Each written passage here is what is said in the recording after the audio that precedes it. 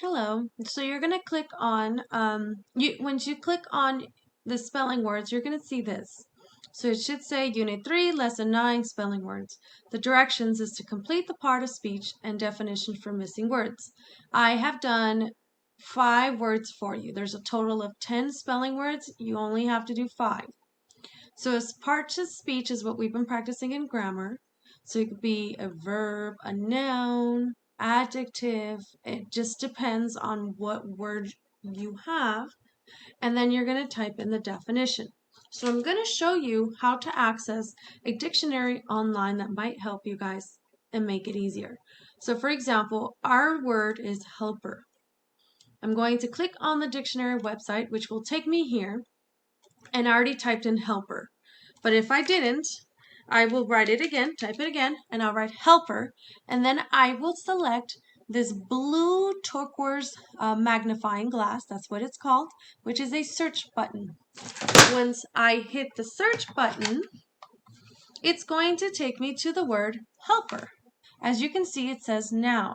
If you have trouble and you need to see or hear it of how it's said, you get to click on this and it actually says it out loud. So make sure your headphones are plugged in, please.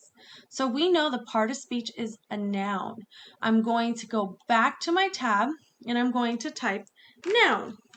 The noun, if I need help spelling, is right above it, similar to the other word. Next, I'm going to go to my definition, okay?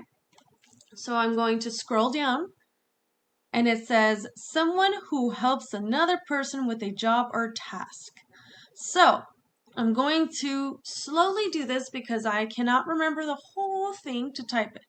So I'm going to say someone who, and I'm going to go to my tab. So someone who, space, and we'll go back, helps another, okay? Helps another, okay? Person with, okay? Person with, space, a job, okay?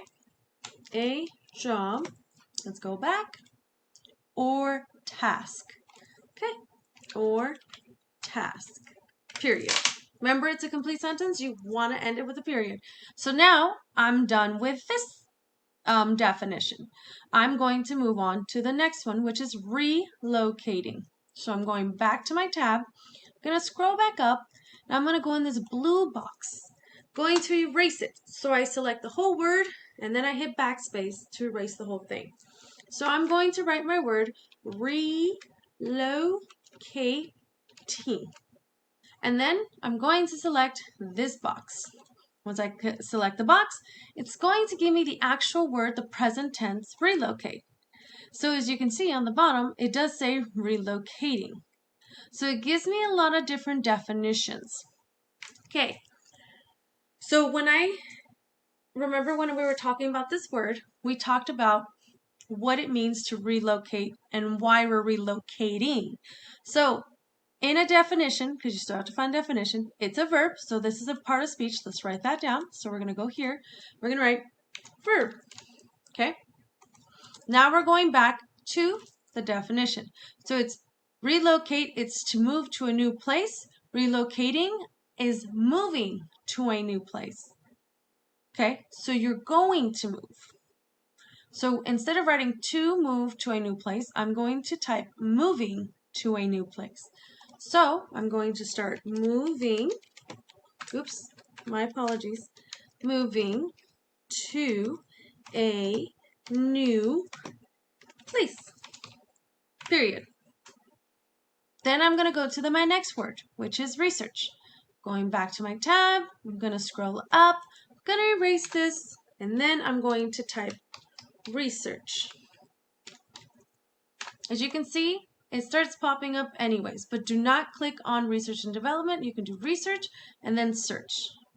Okay, this one has a noun and it has a verb as well.